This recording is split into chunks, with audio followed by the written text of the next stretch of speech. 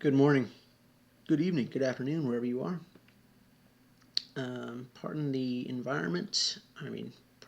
Well, pardon the lighting, I should say, um,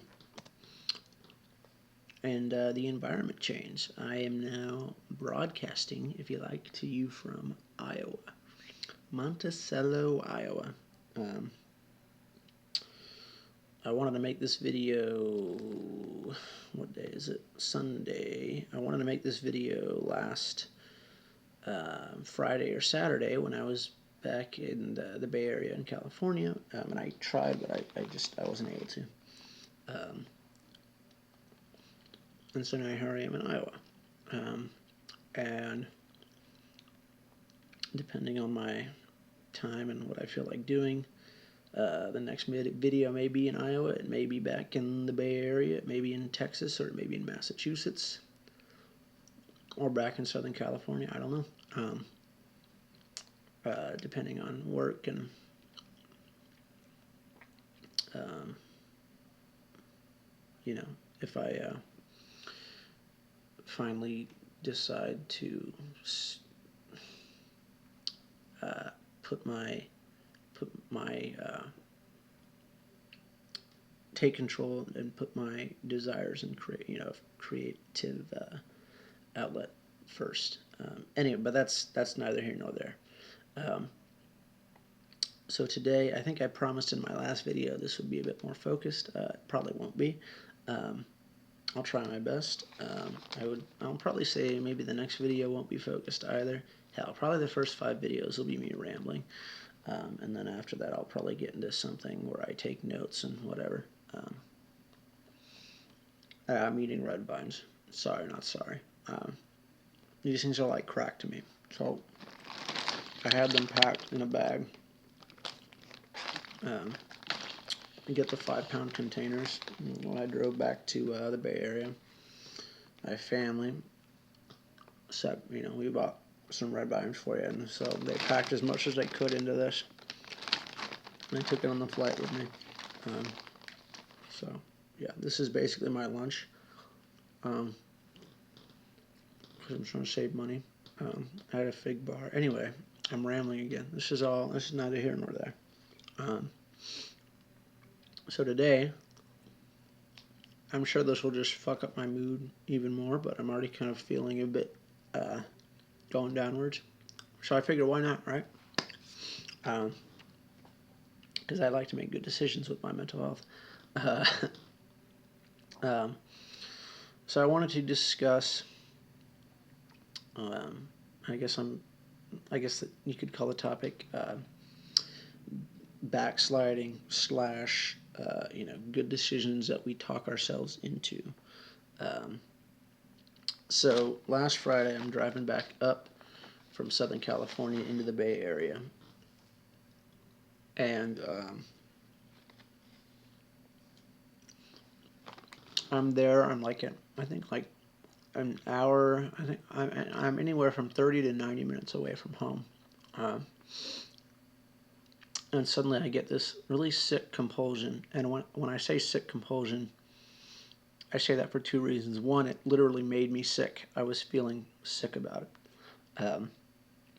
That might have had something to do with being cramped in the car for 6 hours. I don't know. But I was literally feeling sick about it. Sick in my stomach and sick in my head. That's the one reason I call it a sick compulsion. The number 2 reason is because it largely could be construed as something that's just self-defeating and insane. Hang on, I'm sorry, I'm going to be totally unprofessional and not pause because I don't know how to pause in this program. If I can turn the light on without you're going to see some skills. All right, cool. Sorry, you get a little view of my room here. Anyways, so now I feel like I can't even see myself. Wow, I feel like I see myself worse than I did before. Anyways, no, there it is. Okay. So I have this sick compulsion to go back to the old community college where I went to I've been off for like a year because I've been doing Southern California and now in Iowa. Blah blah blah. But where my ex narcissist is, um, and still remain to the best of my knowledge. And I had this sick compulsion to go there and see if I could see her. Not to say anything, just to see if I could see her, solely to see her.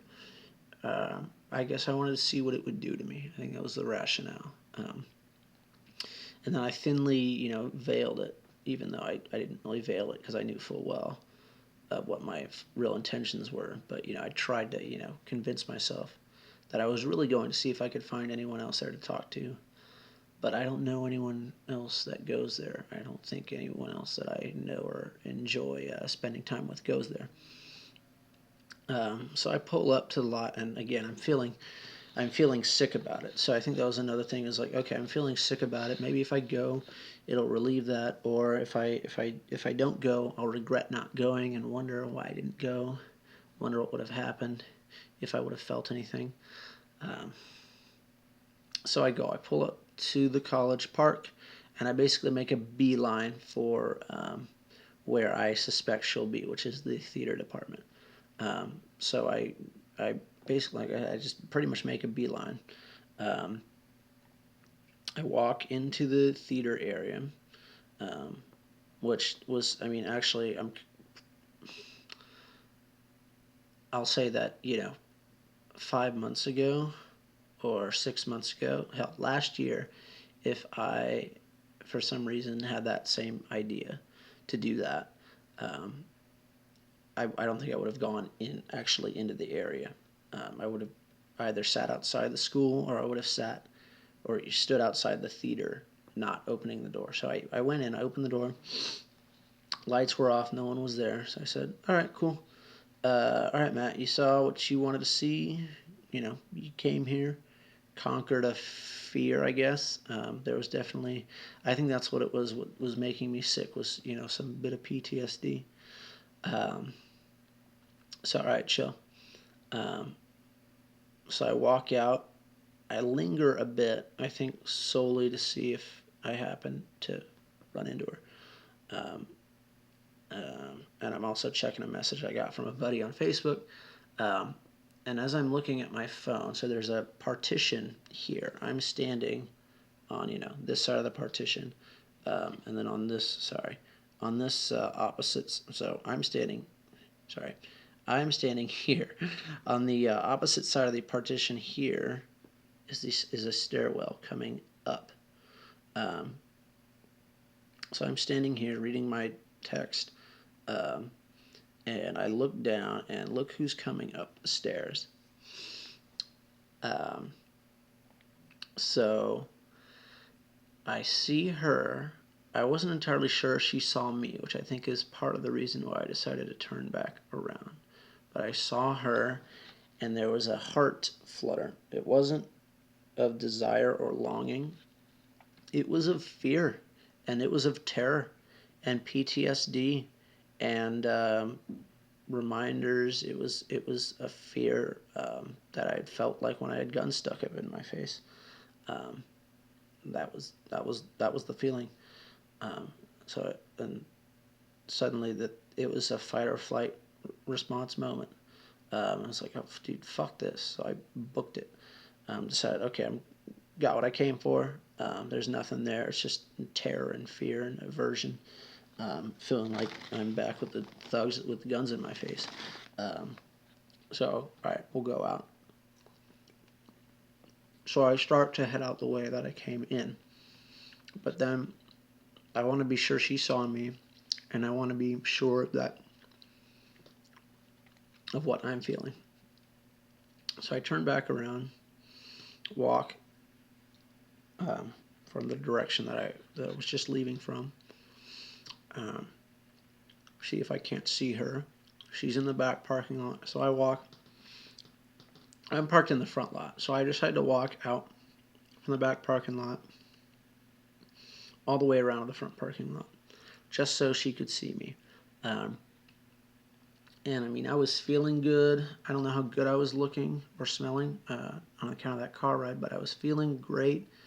Um, I'd had a great time, and it was I'm about to go on a new adventure, so I was feeling great. I was jamming to my tunes. Um, so I walked by her, just jamming to my tunes, feeling great. Again, not sure if I looked or smelled great, but and that was that. And almost immediately afterwards, and I guess for the whole week since, I haven't really thought about it until now, obviously. Uh, uh, I've just been trying to decide if that was a good decision or bad decision. If if that is a sign of strength or weakness, because with narcissists, that's what it's all about. Are they winning? Did they win? Um, and I think that it is a sign of strength because I wasn't groveling. I barely even made eye contact with her. Um, so that was a sign of strength. The sign of weakness. Now, she might not even be aware of it, but I know that with Facebook, their settings, sometimes she might know. No, I unblocked her on Facebook because I was feeling depressed and shitty about having gone there. Um, and I'd been drinking. So I unblocked her on Facebook, unblocked her new toy on Facebook.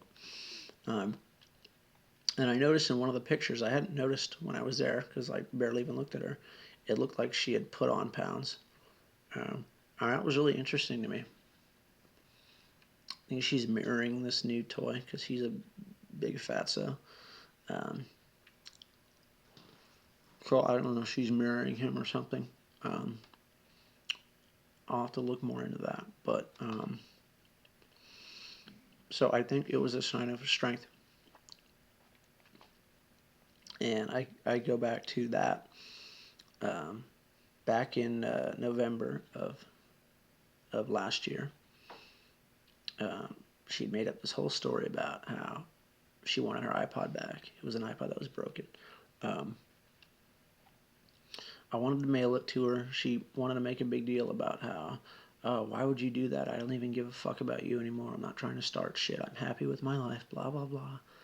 Um, so anyway, I go there to the school, give her her iPod, and I walk away strong. And then she calls me back. And then by the end of it, I'm in tears, and she tells me she still loves me and all this shit. Um, so I had been strong, and she wanted to keep going until I was weak. Dig? And then this January, before I leave to Southern California, like the day before I leave to Southern California, she sends me a fucking sob story about how she's having trouble coping and no one else understands. I respond with, very, just very detached. This is over email. Just very detached, minimal, I don't give a fuck. Um, the next month, she makes sure that I found out about this new toy of hers. So dig, I'd been strong, and then she wanted to fucking crumble me down. So I was weak, and not just weak, but fucking pitifully weak. The lowest I've ever been. So it's all about power and control and manipulation. So I guess the question is, did she manipulate me into going, or did I show strength by going and not groveling and not even fucking paying any attention to her? Or did she manipulate me into going? Is that why I went? Because I wanted to show her? Maybe I convinced myself that I was doing it of free will and of showing her that I'm in control, but in actuality, by doing that, I'm playing into her controlling me. So, I don't know. To anyone who might be watching this, sorry I was so goddamn boring and rambling. Um, the next, maybe not this next video that I make, but the videos after that will be. I'm trying to do research, but there's just so much, and conversely, there's so little because when there's so much, it can feel like there's so little just because it's overwhelming, and it's so male or I should say, it's so female oriented. Oh, those evil male narcissists. But I mean, in future videos, I do plan to have something researched and a topic clearly defined and notes laid out to draw from.